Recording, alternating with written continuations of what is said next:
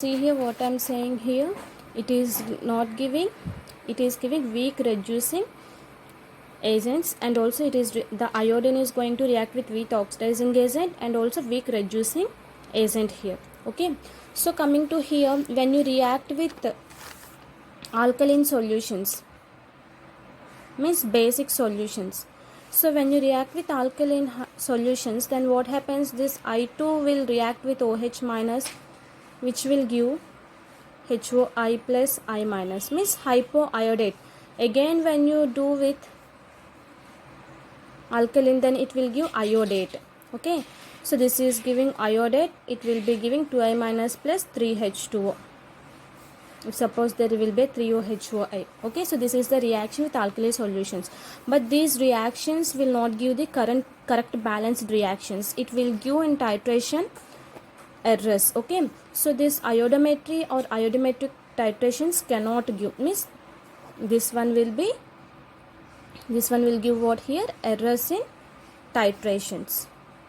When you do titration with alkaline medium, it will give titrations errors. Okay, so it will not give these titrations. So generally when you increase the iodine reduction potential, then automatically what happens, automatically the complex with iodide is going to form, as we have seen this reaction H3AsO3. Okay, the arsenic acid is converting into arsenic acid. So generally in iodometric titrations, we are going to use starch as an indicator. The starch consists of alpha amylase and beta amylase. This alpha amylase is not used as a, why? Because it is a cornstarch. It is not used as an indicator.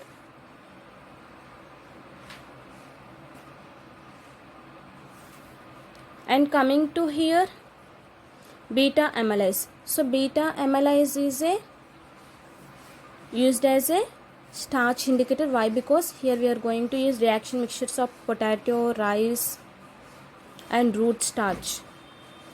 So these are the starches we are using, which will give blue color. Okay, so when you do titration with hypo, generally when you are doing Na2 S2O3 is the formula of hypo we are having. Okay, so when you take this one, so generally if you add, for example step 1, if you take S2O3 2 minus plus I3, so it is going to give what here, it is going to give S2O3 I minus plus 2I minus. In the step 2 what happens, this S2O3 I minus plus I minus, it will give S4O6 2 minus plus I3 minus, and this one S2O3 I minus plus S2O3 2 minus, it will give S4O6 2 minus plus I minus. So here this is the mechanism is going to happen. When you take this one, when you add starch, this is in blue color. When coming here, it will become, means the first step what happening, it is during this titration thiosulfate ion with I3 minus, it will give colorless intermediate like S2O3 I minus. So this is the colorless solution we are going to get. Okay, so again this intermediate what happening, again it reacting with I minus.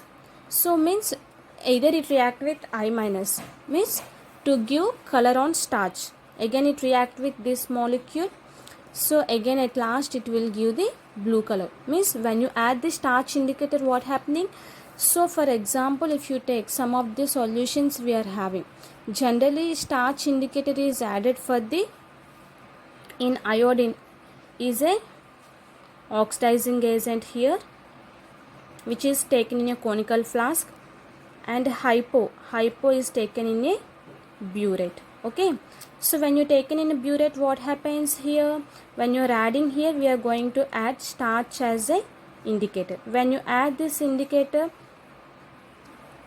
this iodine is not soluble in water, it will soluble in only Ka solution. Okay, so then what happens here, when you add, it will change from pale brown color to the blue. So this is nothing but iodimetry titrations. So these are the redox titrations. In the next class we can see the precipitation titrations.